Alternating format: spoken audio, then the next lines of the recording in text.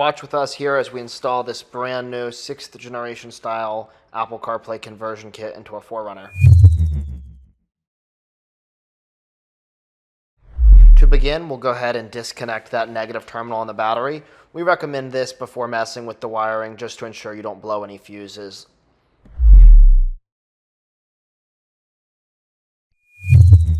And the first thing we're going to do here is remove this trim piece.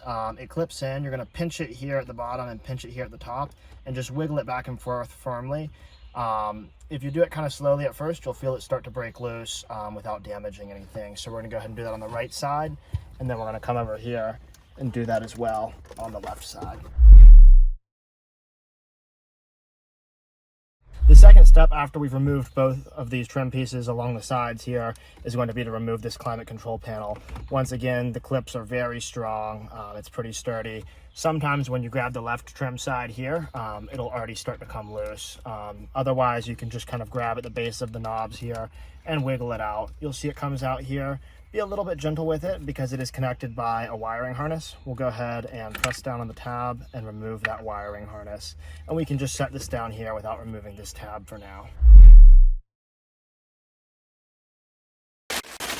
Once you've got the 4 bolts removed here, and we've set them aside in the cup holder here, we're going to start removing the head unit. If you are working with your factory head unit, sometimes the clips can be very tight. And so we do recommend using an old shirt or a towel or something to cover the gear shift, because sometimes when you pull it out, the screen can come down and hit the gear shift. But in this case, I'm just going to support it really well, and I'm going to grip it from the bottom, pull up until I feel those clips release, and then grab from the top and pull down, and I'll feel those clips release as well.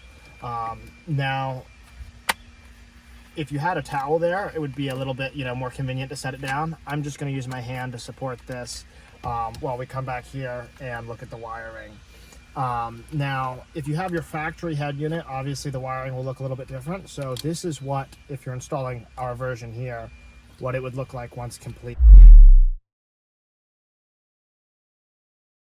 The next step here is going to be to install these factory air vent adapters. Our new kit, designed to make your car look like the 6th generation 4Runner, has the new lower air vents. So you're going to have to pull on that piece of plastic and install the air vent adapters behind it. You have to pull quite hard on it, and it seems like you're going to damage it, but don't worry, it's really tough. It'll rebound right into the original position once you're done.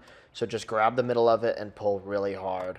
The mistake we made in this video was we installed these before removing that factory clock. We'll show you in the next clip. It's simply clipped in, and you just need to remove that factory clock first.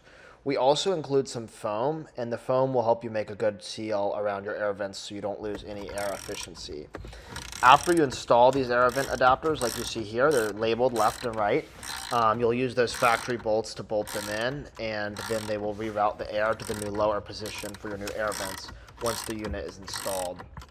The other thing to make note of is the wiring harness needs to come out on top of that factory plastic cross member, and you'll see we show that in the next clip.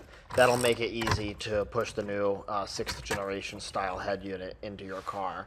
So you'll have that clock removed, the air vent adapters will be clipped in just like that, and we'll go ahead and show you how to wire in the head unit here. There's one main wiring harness that you need to focus on. It's going to fit right into your factory harness. You won't need to splice anything. And then that wiring harness will clip into the new radio. You can see we include a little adapter for your hazard light switch that'll plug into the bottom of the radio. It uses your factory wiring harness, and that little adapter will clip right in. As well, we have that one main harness that connects to the red translucent box. That's your CAN bus adapter. And then this will plug into all of your factory wiring harnesses as well. So you can see here, we show how that plugs into those factory wiring harnesses, and then when you get ready to do it, you'll simply plug that main new harness connector into your radio. Here you can see we're going to go through one by one and show you that main harness, and then we're going to connect it into all of your factory harnesses individually. So that factory harness, we haven't done anything to it. That would be exactly what was plugged into your factory radio if you just removed one. If you had another upgrade installed previously, that factory harness would be plugged into a different wiring harness, and you'd simply unplug that aftermarket harness. The key here, we show basically every single harness. There's no splicing. We haven't done anything to it. You're simply going to plug those in one by one. So we show each of those white connectors as they plug in. In this video, we did the installation. We pulled that harness out and had it a bit lower to make it more visible for the camera. But when you're doing it for real in your car, that harness just needs to come out on top of that factory plastic cross member that you pulled on to install the air vents. And that will make sure that the harness is out of the way when you go to push the radio back into the car. So we're showing here, those are your antenna wires, and then those are all your other factory wiring harnesses that'll control your speakers and everything like that. So one by one, we're going through and plugging all of those in. They'll clip in. The good thing, it's like a jigsaw puzzle. They'll only clip in one way, so you don't have to worry about getting anything mixed up. Don't forget that factory CAN bus adapter, that little reddish translucent box is very important. That's for your backup camera and for your steering wheel controls. So one by one, we're connecting all of these, and then it very simply plugs into the back of the new head unit. There's that black connector, and then the white connector for that little reddish translucent box.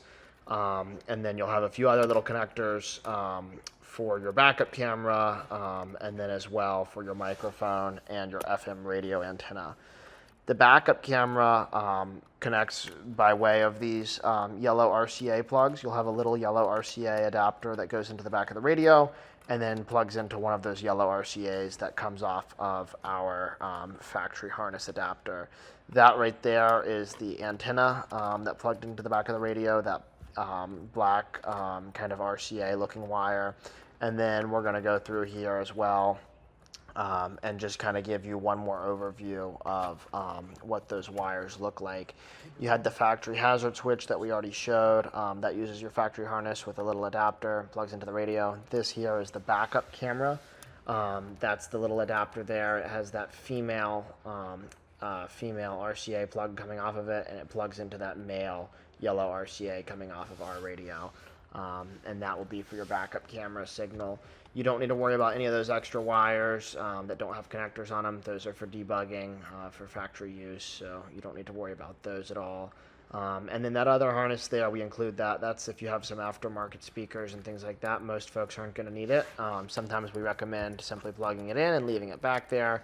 But generally speaking, you're not going to have a use for that unless you have aftermarket setup, and there's some wires and things like that on there for that. But most folks won't need it, and you'll have all your factory functionality without that. So that's what the wiring looks like. The wiring is all done very quickly. There's nothing that special, and no matter your trim level, the wiring is all going to be plug and play. So it'll plug right into that harness we give, that one main factory harness that connects into your factory harness, and then goes into the back of our radio.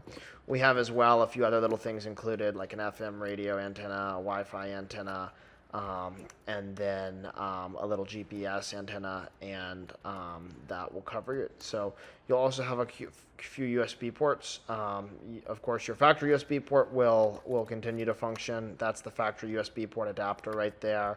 It plugs into that gray USB from your factory, and then plugs into the female USB and goes into the back of the radio. We include a few extras of these also. Before pressing the head unit into the dash, transfer these factory yellow clips from your factory unit. This is the CAN bus adapter. Don't forget to install it. Quite a few people do. And right here, that's the backup camera adapter there. And here's what the wiring looks like all complete. Now the radio is ready to press into your dash, and you're ready to go.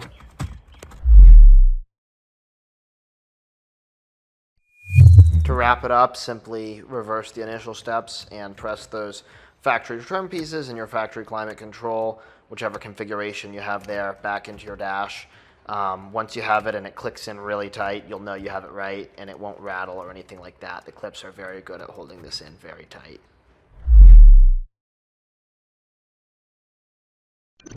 Once complete, admire your work and make sure you've got everything right. Test all your features, and if you need any help, give us a call. We're here for you.